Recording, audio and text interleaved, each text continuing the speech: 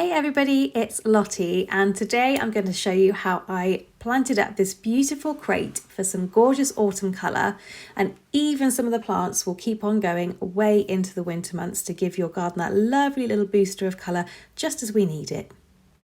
And today I'm using a lovely organic peat-free compost, which I've just started using and I love it, along with this gorgeous vintage cheese crate. I'm going to go through the selection of plants that I've used in just a second. So I've gone for a real mixture of lovely jewel-like beauties to give that autumn colour pop in the garden. I've gone for a gorgeous hebe, which will flower way into the first frosts, a lovely Kaluna heather, which is always much stronger and brighter at this time of the year in its flower. I'm mixing in a eucharella for that intensity of foliage that just looks like fiery autumn. And then I'm going to interplant with violas and panolas to give colour all the way through into the winter and spring. Mixing this up with some gorgeous textural foliage in this pennisetum grass, also giving us movement through the winter. And for a little bit of scent, a cyclamen hidden at the back there. So now we've gone through the plants that I'm using for this lovely autumn and winter crate. I'm going to start building it. I use broken up polystyrene, 1 to recycle it and 2 to keep it lightweight for the drainage in the bottom of the crate. Just adding a nice low level, and it helps create a sort of reservoir at the bottom of the crate and keeps everything nice and balanced. So once our lovely level of drainage polystyrene has gone in, I'm going to fill up with this wonderful organic peat-free compost that I found. It's really nice and fibrous. That's going to be great and aerated, perfect for autumn planting.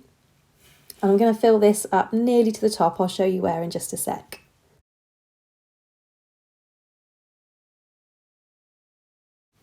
So as you can see, I'm leaving about 1 inch to 1.5 inches at the top just to give us some playroom for planting. First in is our purple hebe, in flower now with loads of buds to come, and this will keep flowering all the way through until the first frost. I'm getting a gentle squeeze and tap to the pot, and I'm going to tease those roots out to make sure it's got a good start to get going and take to the new compost that we're planting it in. So I'm basically finding its position in the middle because it's the tallest plant out of the lot, and I'm just snuggling it in with the compost to make sure it's nice and anchored in. Now I'm going to place out the other plants just to see and check for size and also heights and how they're going to work together before I commit to planting. Next up, after deciding where some of the things are going to go, the viola is going in the corner. Now, just to give this a good head start, I'm going to deadhead and take any seed heads off. This will encourage it to keep on flowering and produce more buds as we go along. So it's really important to have a little deadhead every now and then on your violas and pansies through the autumn and winter, just to keep them nice and keen. So I'm also going to make sure the hole's big enough and there's a bit more room. There we go. In it goes, and we're going to snuggle it right in there with more compost round the sides, tuck it in, anchor it in, and keep it nice and secure next to the hebe.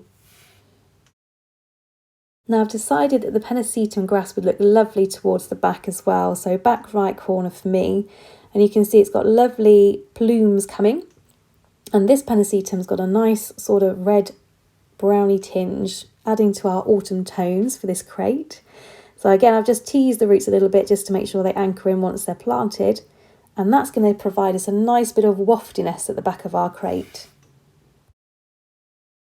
Now, as this is an autumn crate, emphasis on the colour right now, I'm going to put this popping, vibrant Kaluna right in the middle. It's going to act as our focal point for the crate and also our little staple for the whole thing, pulling it all together with those gorgeous colour tones that look like jewels.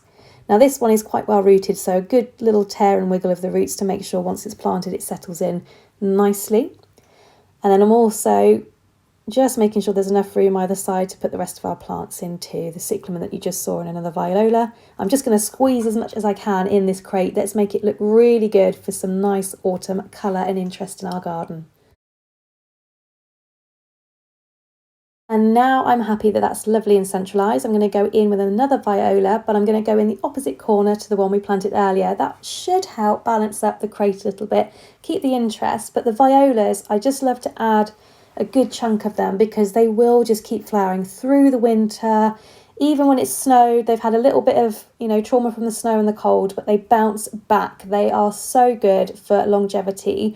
Like I said, a little dead head here and there, and it will just keep them going and keep them keen. So that's why I'm putting 2 big chunks of viola mix in this crate, because it will keep it looking good all the way through the autumn and way into the winter, even into the spring, if we look after them well.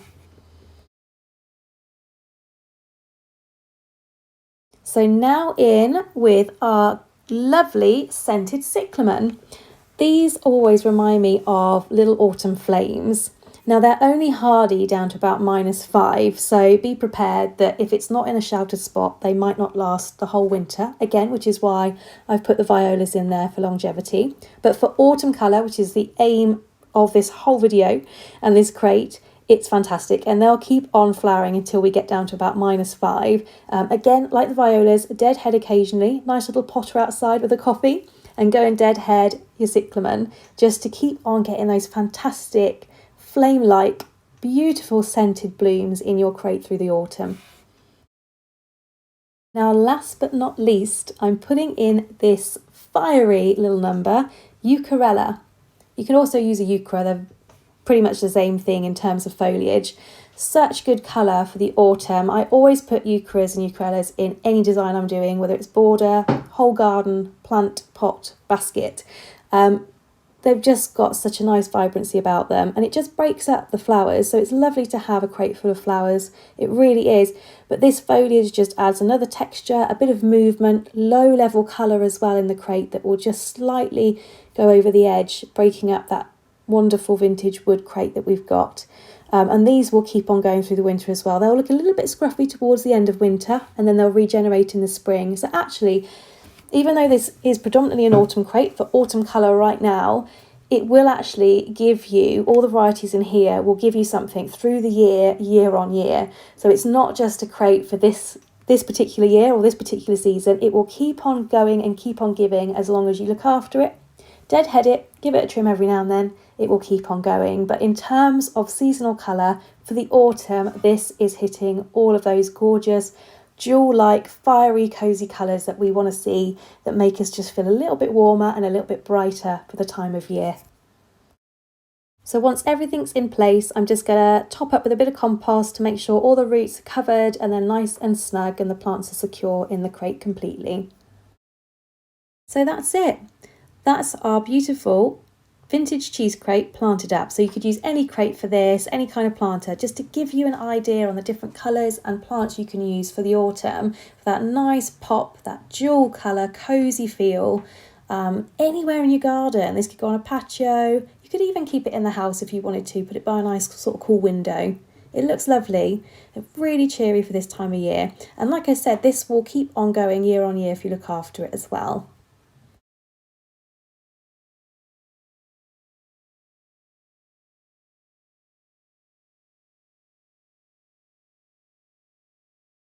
Thank you so much for watching, everybody. I hope you enjoyed my autumn vintage crate planter DIY.